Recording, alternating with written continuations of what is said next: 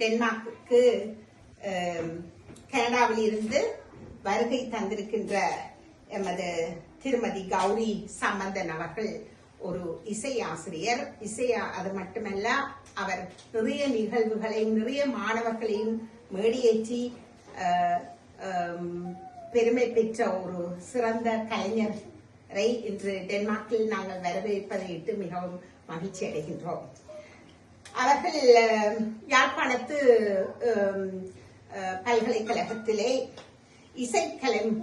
கலைமணி பட்டத்தை பெற்றதோடு இன்று கனடாவிலே வீணை, சங்கீதம், வயலின் போன்ற 3 விடயங்களையும் மாணவர்களுக்கு கற்றுக் கொடுத்துக் கொண்டிருக்கின்றார்.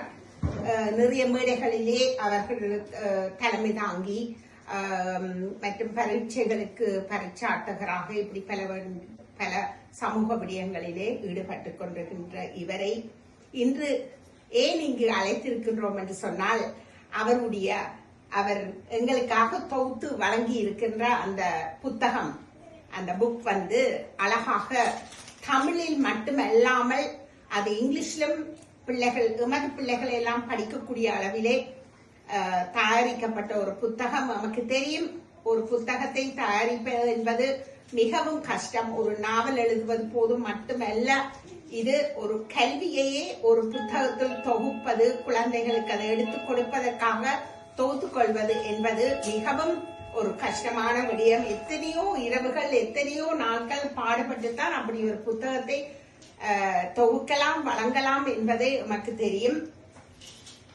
அப்படிப்பட்ட இந்த சிறந்த ஒரு ஆசிரியரும் கலைஞருமான இவரை நாம் இங்கு வரவேற்பதில் பெருமகிழ்ச்சி அடைகின்றோம்.